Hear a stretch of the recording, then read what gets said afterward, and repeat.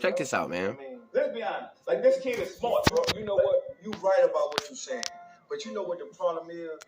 When you laid out what you did, a foundation. Yeah. You laid a foundation that he could stand on. And you was always there. You just showed that he could stand on. We together. But he got spoiled. Yeah. And entitled. Yeah. And felt like Daddy always was the one that did it, so Daddy gonna do it. But think about this. Who could I blame at 33 years old?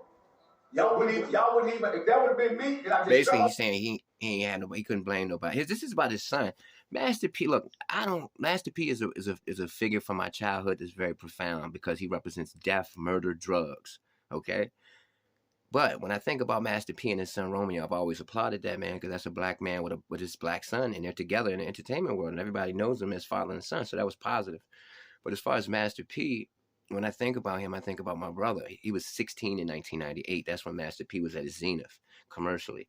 But when he came out, when they got wind of him here, they started going deeper into his catalog, the Ice Cream Man and all that stuff.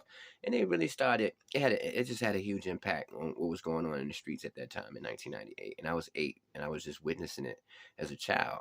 You know, my brother's 16.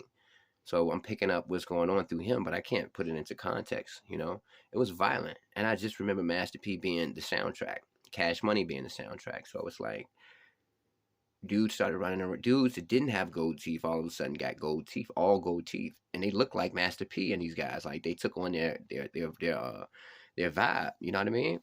And they really turned the streets up, man. Lots of death, murders. A lot of my brother's friends got killed, and I didn't really understand. I had the presence to, I'm hanging with these, well, I'm not hanging with them, but I'm hanging with my age group. But you know, when I stumble across my brother, because they're off in another world, they're older, they're teenagers, you know. But when we stumble across them in the neighborhood, or you know, they come to my house to get them, we cool. So, and then these people die, you know what I mean? And then you're like, oh, what happened to such and? Oh, he got killed, you know. And you don't know what's going on because you're 8, you know what I mean? But you hear what's going on. You hear your brother on the phone talking about it to other people, and you know, but you're not old, you know, you don't even really get it. So you're not going to go up to people saying, what happened? You know what I mean? But yeah, Master P represents that era for me, man, because that's when he was popping off, and that's what these dudes was listening to. You know what I mean? And for him to be beefing with his son, having an issue with his son, conflict with his son, and it's so public, it's weird to me. I don't have a position on it. The Daily Bill does not take positions in people's lives. I don't want you to take a position in my life. People's lives are not a game. You know what I mean? So I don't take no position. I just sit back, and I'm just letting you know Master P is profound to me. You know what I mean? Y'all just would have been like, oh, okay, he's done. Think about it. So if you could do that long in life and destroy everything that we have instead of coming to me, bro, I know I'm a street dude. I know I scream and holler sometimes. Think about it, but I do it out of love because it took a bunch of my kids away on a bad direction. Oh yeah. So y'all don't know. You know, his daughter died of an overdose recently, so it's a lot of trauma, and I'm just so like the media picking up on this, getting paid. We talked about this. All our kids done went left. Right. But I didn't went through this with my daughter. But you heard me said, and Snoop was talking about this. All our kids went left, and it's like, and when I say it's like, everybody says that.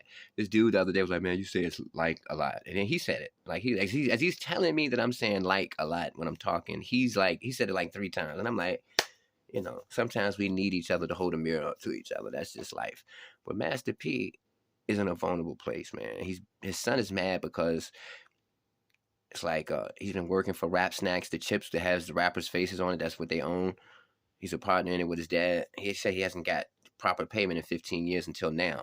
You know what I mean? And it's, you know, money splits you up. But I'm not taking a position in that. I'm just letting you know, Master P, man, I remember, like, that's why I remember all his songs, because, man, when Master P came out commercially, everybody was going back.